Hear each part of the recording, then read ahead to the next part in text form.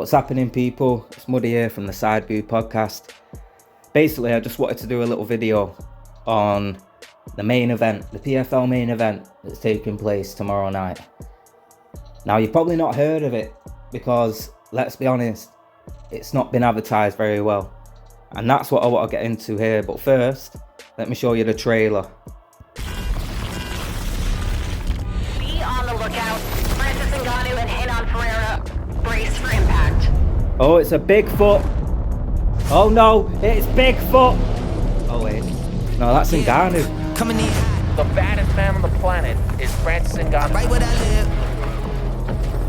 Let's talk about Problema, a Brazilian knockout machine. I feed my fam.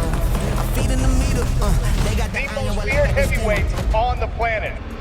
Coming in. Oh, he's got some Godzilla moves there. A clash of titans here. Oh yeah, looking like a Mortal Kombat character. Dashing buildings. Problema with the championship. Coming in.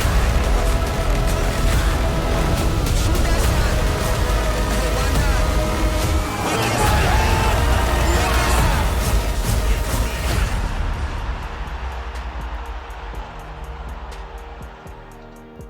Right, so I see a lot of people giving that shit, basically saying, you know, oh, it's basic, like the two big men. Like, it's a very obvious thing to focus on with these two lads. But that's the annoying thing, right? So let me explain first. So PFL, Bellator, and UFC, they're the three biggest MMA organisations, particularly in the West. So at the time of what I'm talking about, Ngannou was the UFC champion. Ryan Bader was the Bellator champion. And I think Renato Ferreira was the PFL champion. Or maybe they didn't have a champion and he was chosen to represent them. I can't remember how exactly that happened. So PFL bought Bellator. And then all the champions fought each other. So, you know, champions of each weight class in each organisation fought each other to find out who's the best. Bellator won all but one, which was the heavyweight one, which was Ryan Bader versus Renato Ferreira. So that makes Ferreira a unified champion because he's unified two belts. So Francis leaves the UFC with the UFC heavyweight championship. So whoever wins this fight tonight unifies all three belts. So they are technically the undisputed heavyweight champion of the MMA world. And they also become the lineal champion of the MMA world, because the UFC belt is the prestigious belt. Everyone recognizes that as the prestigious belt. So whoever has that, whoever was the last one to win that, becomes the lineal champion. If they've gone elsewhere without losing it, like, they are still the lineal champion. So that's what annoys me about this, right? If in any other combat sport, the undisputed heavyweight world championship would be the biggest fight of that year. In fact, it probably would be the biggest fight of the century. Like, people are literally saying Fury versus Usyk is the biggest fight of the century because it was for the undisputed. So that's what annoys me, right? They have what would be the biggest fight in any other combat world, but yet they failed to mention it. They didn't mention it once in this promotion here. And then I'm going to go on Twitter. Alright, so I've typed in Ngannou versus Ferreira. Right, and I'm a broke ass, so I haven't got Twitter Premium. But look at these numbers. 4.2k likes. Only 600,000 views. Again, 6 likes. 1.6k views. Dan Hardy offers his thoughts. 3 likes. 272 views. Here's another one. John Fitch. And again, I'm not trying to diss anyone tweeting about this. In fact, I'm pretty happy you're tweeting about it, because I should have been tweeting about it. Like, this should be the biggest fight in the MMA calendar. Like, if you are an actual MMA fan, you should be turning up and watching this tomorrow. Like, unless you're one of them casual UFC fans. And I see a lot of people say that. I see a lot of UFC fans call people casuals because they might not watch certain people and all that. I have no issue with that. But don't be doing that. Don't be going around calling people casuals and then not watching this fight. Because how are you not a casual if the only MMA you watch comes from the UFC? But that gets me back to my point. PFL really do need to improve on their promotion. Like, the only one I see doing the good work for them at the moment is Dan Hardy. And I get it, that I think that is his job. But the ironic thing is, I don't really watch PFL. Like, when a PFL main event comes about, I barely even know it's happened. Like, I find out the next day most of the time. The only PFL I actually watch and consume live is PFL Europe. And that's mostly because of Dakota Dicheva and Lewis McGrillen.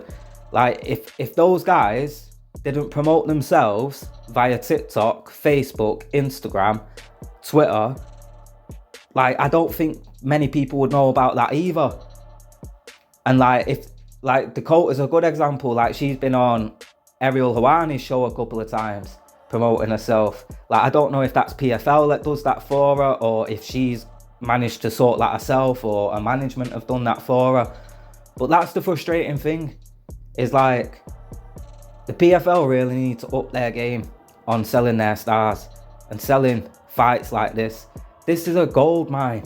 Like, having the MMA Undisputed Championship happening for your organization is such a great thing to have.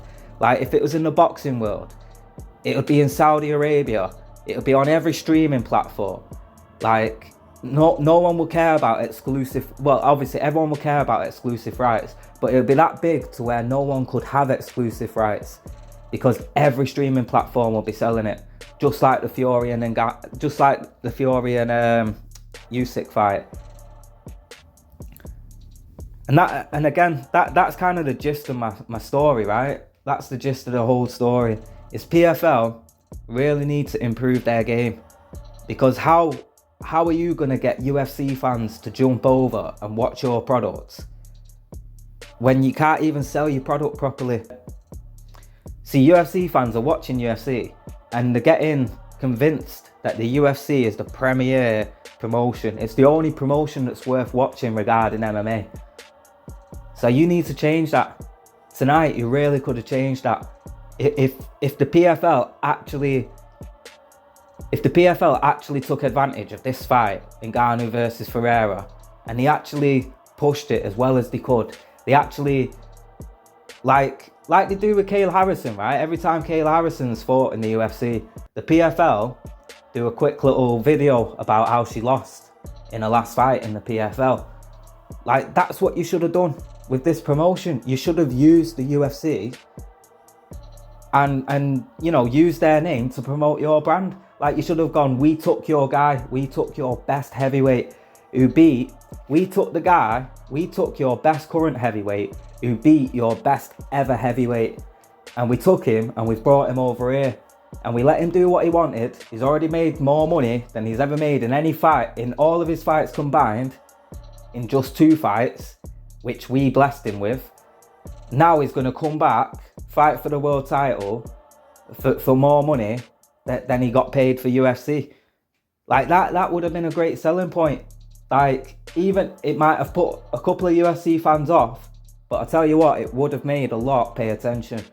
And like, that also would have sparked a lot of videos like this where people want to critique it. It would have sparked a lot of reactions on Twitter, a lot of like trolling posts. Like, basically people would have trolled you for it, but it would have worked in your favor because it would have gave you so many eyes.